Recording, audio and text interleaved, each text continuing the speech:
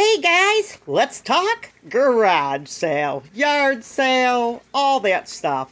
Here's what I like to do. Things have changed up a little bit for me because Clay and I have been married for 10 years.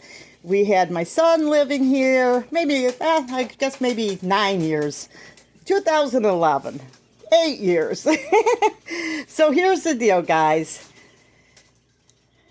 We finally are retired. It's a great time for me to go through every cupboard, every drawer, get rid of everything that we're not using, and get it out in the yard sale and move on. Now, I used to have garage sales every year, but I kind of got out of that because of Clay's schedule, because he was getting up at 3 in the morning. I was getting up at 3 in the morning. It was all we could do to stay awake through the day just from the schedule.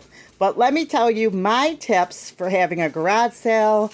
I used to make like $400 on my garage sale in one day, and just a lot of fun. I can't remember. I think it was one day. I can't remember. But here's how I like to do garage sales, and this might help. First of all, I like to start my garage sales early. Meaning, as soon as my one garage sale is over, I start sorting as soon as I realize that I found something I didn't like. I like to stick it in a box, put a price tag on it, and box it up and stick it in a spot for the next year's garage sale. Once it goes in the box, it doesn't come out of the box. It stays in there because there's a reason it's in the box. There's no point having 50 headphones, 50 this, 50 that, extra stuff, and then you have to trip over it, walk over it, and all that kind of stuff. So I like to put everything in boxes, priced, and then, neatly, sometimes it's not always neat, but then right before the garage sale, start going through stuff and labeling it, and if there's anything that wasn't priced or something like that. And then you put it out in the garage sale. Advertise like crazy. Tell all your friends. Tell Facebook. Tell everybody you're having a garage sale. Do it once a year. That's it. When you have your garage sale, I think the better days are Thursdays because women are home. People ride by your sale. Like they might ride by Thursday and stop on their way back from work on Friday or after Friday and then Saturday and sometimes Sunday and Monday if you still have stuff, depending on how much stuff you got. Price it right. Don't be pricing your stuff so expensive. People do not want to buy it. I've had all kinds of garage sales. I've had garage sales where I've had honor garage sales where I put things out for 25 cents, take it, and, put it the quarter in the thing.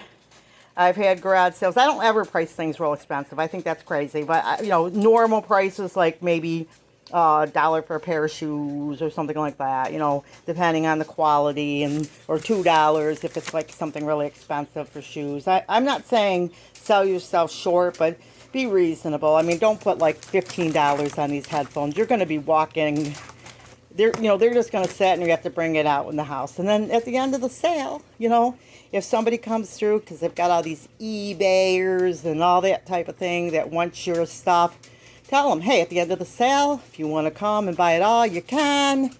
If not, just donate it. Just get it out and get rid of it the best way you can.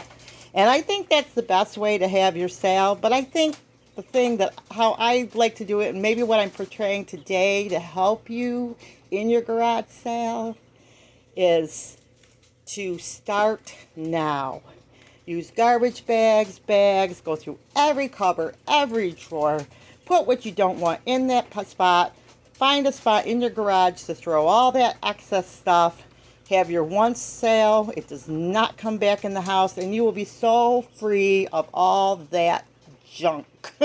It's junk to you if you're not using it, and it will bless somebody else, and they can help, and I know a lot of people do donate stuff and we do too.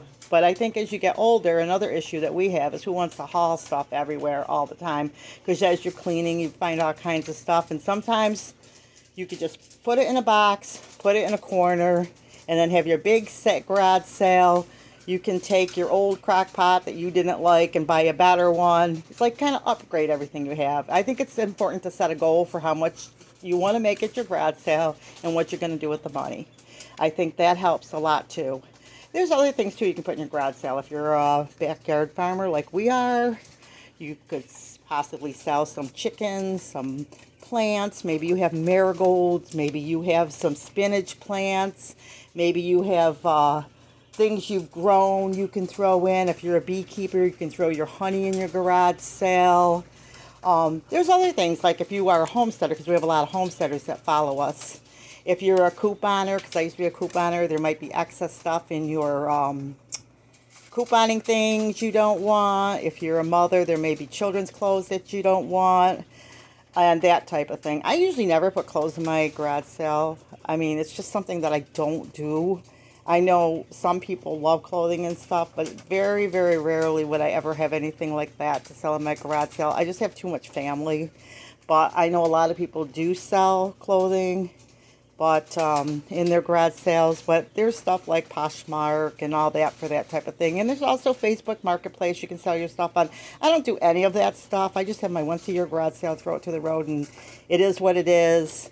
And sometimes through the year, if I have too much stuff, I might donate it too. But for the most part, it's easier for me just to have my once-a-year garage sale, get it all over and done, and then I don't have to deal with it. And it's easy when I'm cleaning. I just carry around my little box, throw it in the corner, and it just is easier for me. And then it helps me too when I'm buying stuff. It's like, do I want that in the garage sale? Do I want to keep that? Because if I get too much stuff, what am I going to do with that? So it helps you too when you shop, when you do a garage sale like that. Because if you're cleaning and tossing out what you don't want, you think twice before you buy something, because you're like, I'm not buying stuff just to sell it half price this summer because I had to have that thing, and it's not even something I'm going to use. And it teaches you to buy quality too for your family. And then when you really want to get rid of something, you can feel really happy too, because you can feel like, oh, I'm giving, I'm selling this stuff to somebody that might really want it, and it's not necessarily a bunch of junk.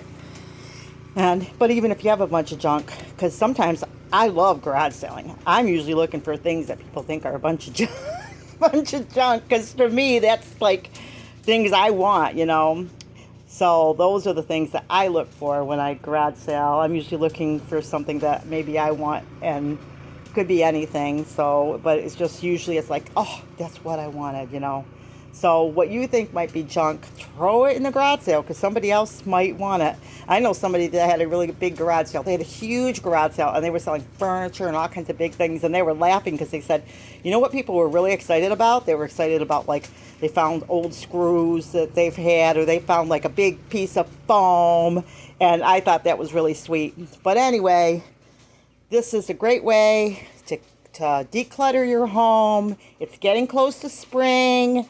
And I haven't done a really huge garage sale in like 9 years. I debated whether or not I wanted to do one this year, but I know we want to paint and do things. And my husband and I tend to not really like to do garage sales, but I said, I used to do them all the time, and I did them once a year, and I was really happy with it. And I said, I'm going back to that method. I'm going back to once a year, have a big, huge garage sale. After a while, people always know I do my once a year garage sale, and they can buy what they want, and whatever's left over, I can, like I said, sell it to an eBay or somebody like that, and then I am done. And I've cleaned out my house, and it will just feel so good. So get your stuff ready, and I hope you like my method of doing it, and I hope it works for you. And just find a spot in your house that can always be for that type of thing, and start getting rid of your stuff, because I know everybody says I'm going to donate and do things like that. Even if you want it to be a donate pile, that's fine. But you just have to, be a good steward and decide what you want to do. Sometimes I donate stuff. Sometimes I sell stuff. It all depends on what's going on.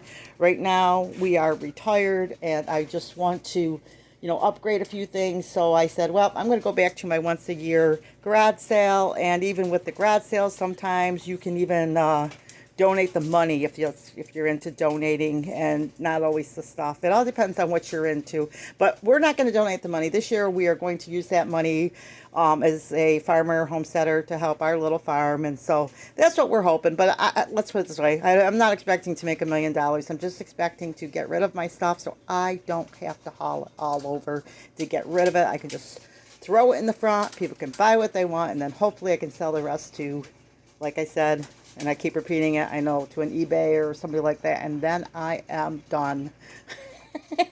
And so I hope this is encouraging. Hope it gets your mind ticking. Let me know what your thoughts are about garage sales, what you want to do, what you like to do, especially suggestions on a garage sale. You know, give me your suggestions on having a great garage sale. And I would appreciate that. Okay, remember, big or small, you too can be a backyard farm.